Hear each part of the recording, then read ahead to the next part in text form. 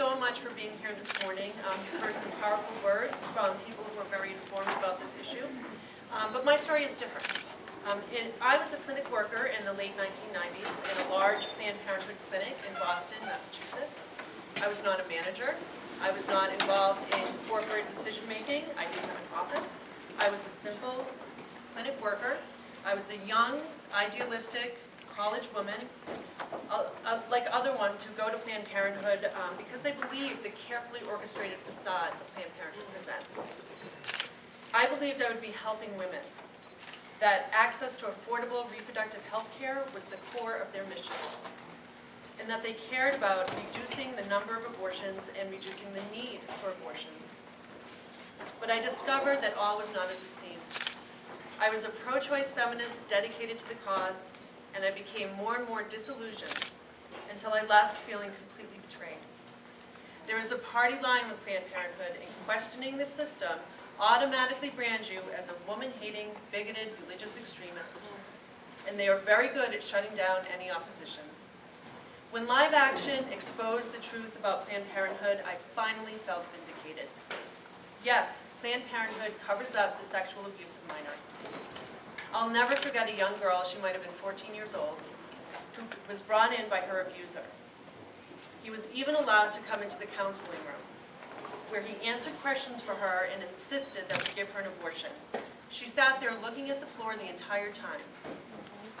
I couldn't question my manager because she was the person who allowed this man into the counseling room against all supposed protocol. I'll never forget her face, and I never even heard her voice.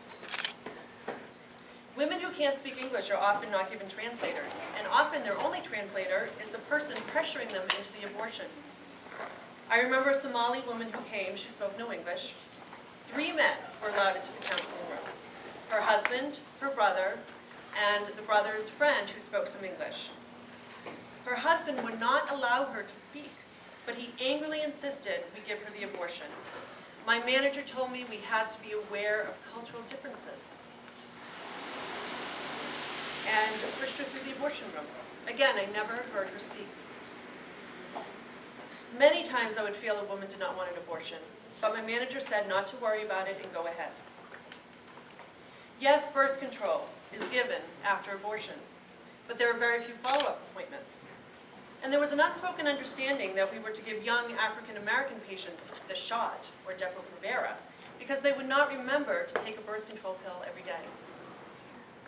Untrained staff, such as myself, take medical histories, take blood pressure and pulse, and assist during the medical procedure. I was receptionist, appointment maker, counselor, and medical assistant rolled into one. There is no real counseling because there is only one right answer: have an abortion. Counseling for any option other than abortion does not exist. Sometimes it is difficult to hear that what we think is true and what we really believe in is simply a lie. No one wants to believe they could be deceived. We can either confront the truth or ignore it and call whistleblowers like Lila Rose liars.